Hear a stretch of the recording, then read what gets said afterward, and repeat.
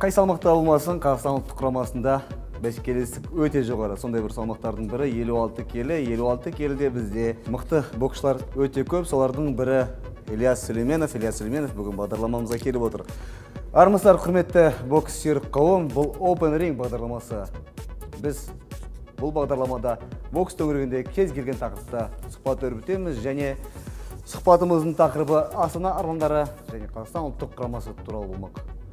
Ильяс, жалпы сізбен бірінші кезекте әуесқой бокс, сондай-ақ дүниежүзілік бокс сериясы туралы сұхбат құруды жөн көріп отырмыз және жақында Жакартада өткен Азия ойындарынан тоқталсақ, Қазақстан ұлттық құрамасы бұл Азия ойындарынан алтынсыз қайтты.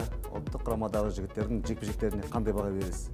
Баға бергенде біздің жігіттер қолдан келген бәрін істеді деп ойлаймын. Мен өзім спортшы болғанда баға бермей қоямын. Баға беретін адамдар бар шығар, бапкерлер бар, жаңа эксперттер бар шығар өздері спорт жағынан. Мен айтатын жаңа біздің балалар жақсы өнер көрсетті. Қолынан келген барлық күшін беріп, намысты қорғауға тырысты. Бұл айтқанда финалға шыққан жекпе-жектер болды. Иә, финалға шықты. Сол бірақта жолы болмады дегенде. Солардың бірі Қайрат Ералиев. Сен салмағында Қайрат Ералиев енді 1/8 финалда тай боксшысы Чачай Буттен жеңіліп қалды. Қалай ойлайсың, осы жекпе-жекті көрдің бе өзің? Иә, Қайрат негізі жақсы өнер көрсетті. Ұтылған деп ойламаймын. Қайратқа да жеңісті беруге болушы еді. Бірақ та жолы болмады, енді не істейсіз. Бұл спорт, жеңіс бар жерде жеңіліс те болады. Дәл осы тай боксшымен екі рет кездестің, е? Екеуінде де ұттыңыз. Қайрат жеңіліп қалған кезде, әттең Қайраттың орнында болғанда мен жеңер едім деген ой болған жоқ па? Ондай да ой болды негізі. Бірақ та біздің жолымыз болмады. Азия ойындарына баратын. Енді бұйырмаған нәрсені не істейміз енді. Сіздің орныңызға енді ұлттық құраманың бас бапкері Мырзағали Айтжанов Қайрат Ералиевті алып жүр. Соңғы кездері осындай кездері кәсіпқой боксқа кетіп қалуды ойламайсыз ба? Ондай ойда болады негізі, кәсіпқой боксқа ауысу деген. Бірақ та қазір жақсы предложение, жақсы промоутер табылса, жақсы ұсыныс болса, ауысуға болады негізі деп ойлаймын. Бірақ та ондай ұсыныстар әлі жоқ. Әлі алдағы жоспарымыз қазір жылдың аяғы, қазір Қазақстан біріншілігі болады, соған дайындаламыз. Мырзағай енді ол бас бапкер ғой, оны тәжірибесі өте көп. Ол өзі көреді ғой, кімді апару керек, кімді апару керек жоқ дегендей. Кімнің тәжірибесі бар, кім дайын қарайды ғой, дайындығына қарайды ғой спортшының. Мырзағали Айтжанов бірақ сізге де бұл айтқанда мүмкіндік беріп жатыр ғой? Иә, маған да мүмкіндік беріп жатыр. Ол, қалай айтсам, ол жақсы бапкер, тәжірибесі өте көп. Ол барлық спортшыларға, бірінші, екінші, үшінші нөмірлерге мүмкіндік беріп жатыр. Бүкіл жарыстарға апарады, шетелге, бүкіл жерге. Ибай шетелдегі көреді, кім шетелде жақсы боксады, кім үйде жақсы боксады. Ендеше, жыл басынан бері неше рет шетелге шығып көрдіңіз? Ұлттық құрамамен бірге. Қанша онда жеңіске жеттіңіз? Ұлттық құрамамен бірге бірінші жарысыма шықтым, Венгрияға бардым. Венгрияға барып, жаңа чемпион болып келдім, 4 жекпе-жек өткіздім.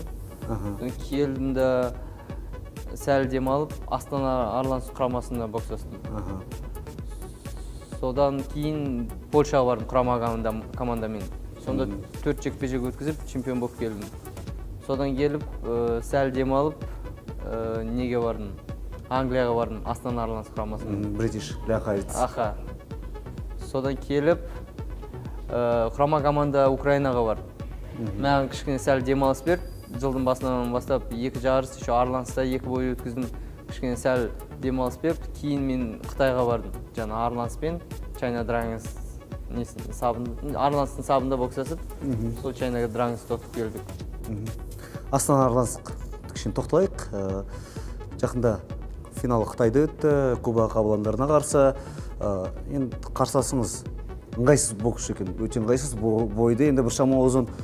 Қаншалықты жекпе-жек қиын болды? Төрешілердің пікірі бойынша жеңіліп қалдыңыз дегенмен. Қиын болғанда, қиын болды негізі. Бірінші раунд шыққанда, қалай айтсам, бірінші раунд шыққанда мен оған жақсы соққы тигіздім негізі. Ол мені ұстап алды. Мен оны сездім соққы тигенін. Ары қарай құлатам ба деп сол ой болды. Бірінші раундтың соңында мен атылдым, оны бұрышқа тығып кішкене явно жіберемін деп ойладым, жаңа заявным преимуществом. Нокаутқа жіберемін ба деп ойладым да. Дұрыс борып қалай айтсам, күшім бітіп қалды дегендей. Сол раунд бітті, екінші раундқа шықсам, мен тырысып қалдым кішкене, денем қатып қалды, қатып тұрамын деп, сол бір ударға сеніп алғандай. Бірінші раундта көп тырысып қалғансыз? Жоқ, бірінші раундта сол тигіздім ғой, бір қатты соққы тигіздім, сол құлатам деп ойладым. Екінші раундқа шықсам, сол удар, денем тырысып қалды, құлатам деп бір ударға ғана тырысып қалдым. Сол оймен тырысып артынан қуалап жүрдім, ол қашып, стасып, бой ұзын, аяқта сеп, жай боксер емес қой, даладан, айдаладан, ауылдан келген. Онысы Кубадан келіп тұр. Кубадан келіп тұр, Кубаның жаңа бокс мектебі мықты ғой. Сол, ол қашып, стасып, сонымен отып кетті. Мен де кішкене шаршап. Мен екеуіңіз жекпе-жектеріңізді көрдім. Бірінші раундта енді боксысқан жоқсыз, бірінші раундта төбелестіңіздер ғой, бірінші раундта рингке бір-екі рет аунап алдыңыздар. Ондай да болды. Жекпе-жектің енді осындай бір ыңғай жағдайда өтіп жатқанын көрдіңіз, байқадыңыз. Енді үзіліс кезінде бас жаттықтырушы Нұрлан Ақылбеков қандай да бір тапсырма берді ме, осындай бір орындай алдыңыз ба? Тапсырма берді, бірақ та ол тапсырма кішкене қарсыласым ыңғайсыз болғасын өтпеді. Сол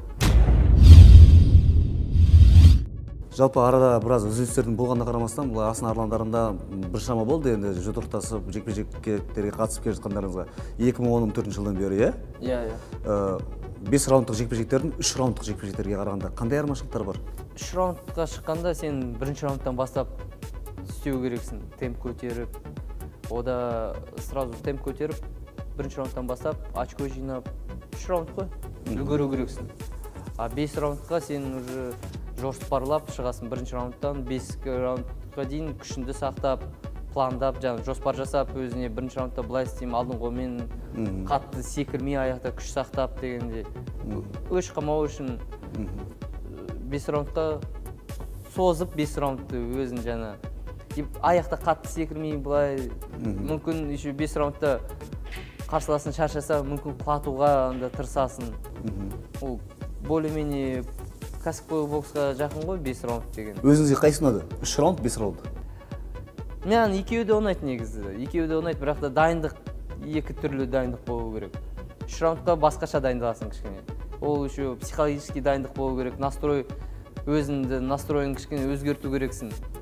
5 раундқа тоже настройын өзгертіп, 5 раундқа жоспарлап 5 раундыңды солай. Сонымен Ильяс, келесі маусымда не шештіңіз? Асан Арландарында қаласыз ба, әлде басқа да жоспарлар бар ма? Жаңа мен айтқандай, бізде қазір алдымызда Қазақстан біріншілігі. Қазақстан біріншілігі қазір осы 11 қазанда басталады, Ақтау қаласында өтеді. Сол өткесін бапкерлеріміз шешеді өзі.